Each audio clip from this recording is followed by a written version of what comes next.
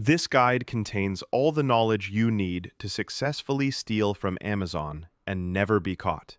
And what you do with this knowledge is entirely up to you. Please be aware that I cannot save you from your own foolishness, so don't whine if you didn't follow the guide and then wonder why you got blacklisted. Keep in mind, this guide has been written fast as possible. There may be some grammar mistakes. Let's start off with a simple table of contents. A little introduction to Amazon's flagging system and how to not get linked. Replacing, double-dipping, and refunding your orders. Canceling investigations. Working via live chat versus phoning Amazon. Finding drops. Using Amazon gift vouchers. Unblacklisting your address. Extra information. Important. The absolute last card you can play with. The last thing you can do to get your money back after a ban. Using VPN. Amazon's flagging system. Okay, so as some of you might have heard, Amazon has a flagging system.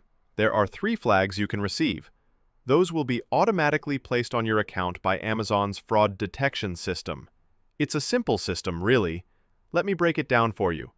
The yellow flag. This flag is automatically placed on your account after a refund higher than $100 is requested. The orange flag. Okay, so imagine you've refunded a $100 item and you try to refund another item of lower cost or higher within a 7-day period of the first refund. That is when the orange flag is placed on your account. Once it's there, your account automatically gets looked into by the Amazon CIS team. Those people are probably most educated out of the whole Amazon support team, and they will find all the links to your other accounts which you may have left behind. If they determine that you constantly abuse their policies, they will blacklist the following: your IP address, your payment card information including the billing address, your delivery address, your phone number, and your browser information such as cookies and possibly your MAC address, which can be acquired if you use the mobile app. The red flag. Amazon's final and deadliest flag. So imagine you refunded more than one $100 item within a 7-day time frame. Now, one of the 2 things can happen. If your account was not linked to any other account, closed for whatever reason, had lots of legit orders, and was relatively old, the CIS team will send you an email notifying you that they've noticed a high amount of returns/refunds on your account. Treat this as a warning. Wipe the account clean and open a fresh one, but make sure to open it from a brand new IP. I recommend creating it from a different device altogether, due to the fact that might be able to see your device's unique identifiers. If your account was found to be linked to any other account closed for abuse of policies, you will automatically be blacklisted. What this means is that Amazon will close any account containing the information you have used on your closed account. There is good news, though. Good news. There are things you can do to outsmart Amazon's linking system. That being said, being blacklisted is a pain in the arse, and you will most likely need to order a new payment card. Call up your bank and report your card as lost or broken, and they should send you a brand new one. You will need to use a good VPN or order from a friend's house, a library, or any other place that doesn't use your banned IP address. As does the shipping address, you will need to use a typo. Simply misspell your address. For example, instead of 12 Bakery Street, put 12 Bake Street. They will still deliver since they go by the postcode. That being said, Amazon might still close your account because your billing address cannot be misspelt, or the order won't go through, so there is a 50-50 chance that they will or they won't. I'd recommend that you pay with Amazon Credit or a VCC instead of your actual card.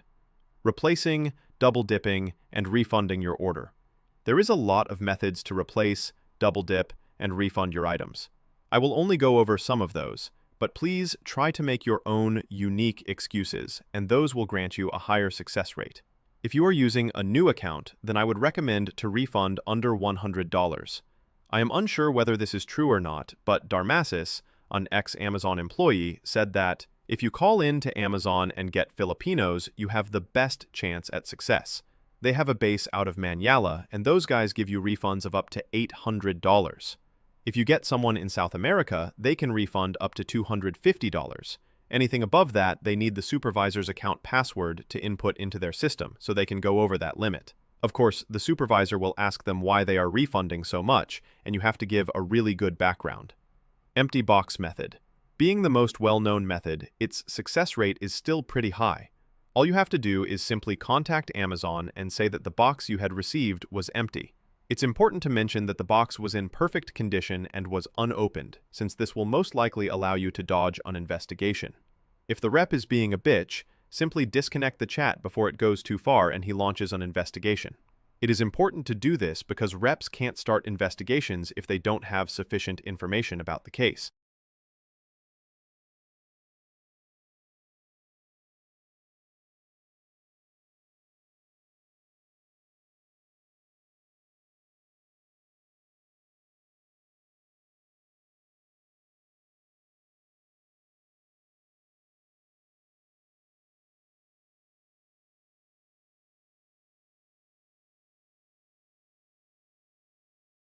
Item never arrived. This method is definitely trickier to pull off than saying that the box was empty, but it is doable and still has a high success rate. Please notice that you should only do this if the package was signed in a name that is different to what it should be signed as.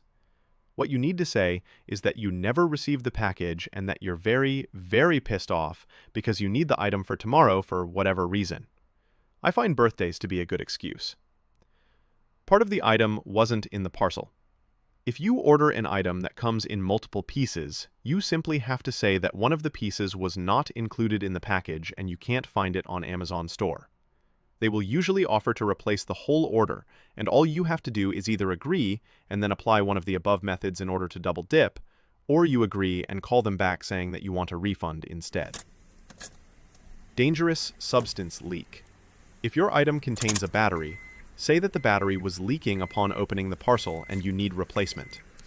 If you ask them for a refund, they will get suspicious, so it is always better to call back and say that you have changed your mind. You can also order like a nail with the item and say that it spilled all over the box. If they ask you to return the defective product, simply say that you had to throw it away because you have kids or animals in the house and you didn't want anyone to get hurt. You can also say that sending the item back is illegal since it's a biohazard. The rep should fuck off and give in. Double dipping is simple. All you need to do is simply choose a replacement instead of a refund and then apply another method.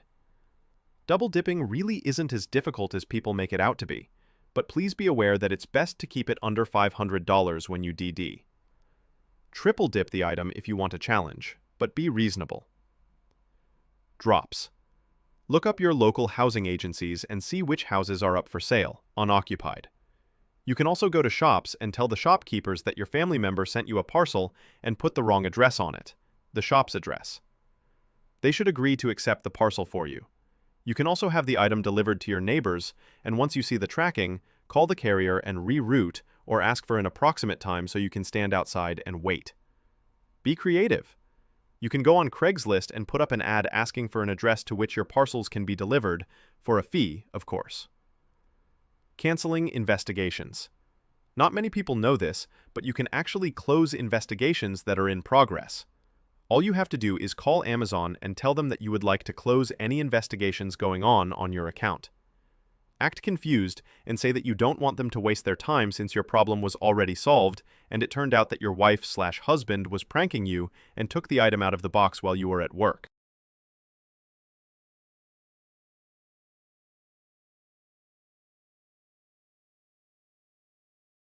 Say that they didn't realize you would react so quickly and that you just don't want to waste their time, which could be spent trying to help users who are actually in need. Important: if there is a possibility of your account being linked, contact them again as soon as you can and speak to another rep. Just don't mention ever speaking to them before, and they might not look at the notes and just instantly refund you. Don't let the investigation finish because you will be banned and left in a difficult situation. Live chat versus phone support. It's always important to know that calling Amazon instead of using live chat will grant you a much higher chance of success. Calling a rep puts them at a much higher pressure than if you were to simply chat with them.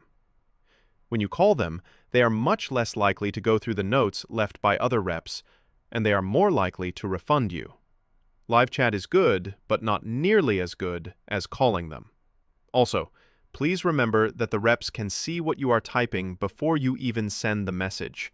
Don't change your story halfway through the paragraph because they will see it and they will become skeptical.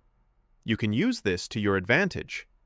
Curse at them, show them your frustration, but don't send the message, and they will notice that you are trying to be polite despite all that frustration. Using Amazon gift cards. Using Amazon gift cards to purchase through Amazon is one of the best things you can do for yourself, but only if you're a person with common sense. Not only will this allow you to keep your own address safe because you won't have to risk it getting blacklisted, but it can also help you bypass the address blacklist. You will also be able to receive instant refunds, so there will be no waiting for your bank to clear the payment, and you will be able to transfer AGC from one account to account by simply telling Amazon that you would like to send the credit as a gift for a family member. It's not hard to think of the most basic of excuses. You can purchase AGC off Amazon, eBay, and a variety of other websites out there. The one drawback is that you can lose the AGC if the account gets banned, but it shouldn't happen if you play it smart.